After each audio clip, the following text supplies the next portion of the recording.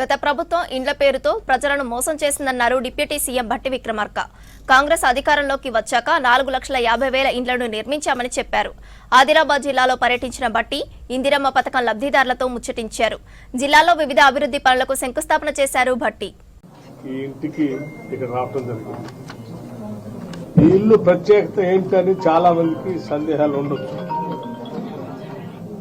ఈ ఇల్లు ఆదిలాబాద్ జిల్లాలోని ఖానాపూర్ శాసనసభ నియోజకవర్గంలో దంతన్పల్లి గ్రామానికి సంబంధించిన లింగంపల్లి సుగుణ గారింటికి వచ్చాం.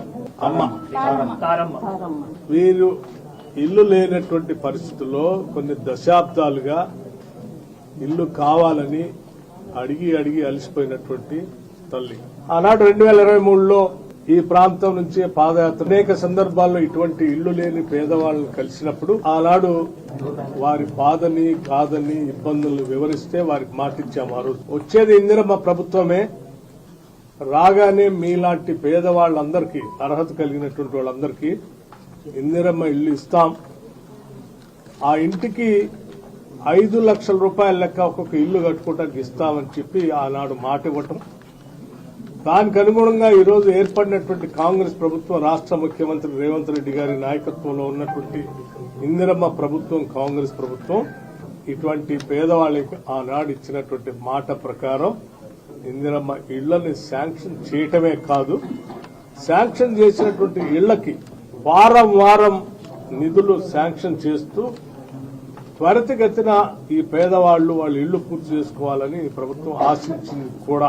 దాంట్లో భాగంగానే రాష్ట్ర ప్రభుత్వం వారం ప్రజల్లో ఈ ప్రభుత్వం ఆశించినట్టుగానే నిధులు రిలీజ్ చేస్తూ ఇళ్లని పూర్తి చేసుకునేటువంటి క్రమంలో వడివడిగా ఈరోజు అడుగులు ముందుకేస్తూ ఈరోజు శారమ్మ గారు ఇల్లుని పూర్తి చేసుకుని గృహప్రవేశం చేసుకుని ఆ సందర్భంగా ఇక్కడికి వచ్చి తిరిగి వారిని కలిసి ఆనాడు మీకు ఇచ్చిన మాట ప్రకారం ఇందిరమ్మ ఇల్లు శాంక్షన్ చేశాం. 5 లక్షలతో మీరు ఇల్లు కట్టుకున్నారు. గృహప్రవేశం సందర్భంగా మీరు చేసుకున్నటువంటి సందర్భంలో మిమ్మల్ని కలిసి మీకు బట్టలు పెట్టి ఈ ప్రభుత్వం మీతో గృహప్రవేశం చేపించి చాలా సంతోషపడుతుందని చెప్పడం కోసమే ఇక్కడికి వచ్చాం.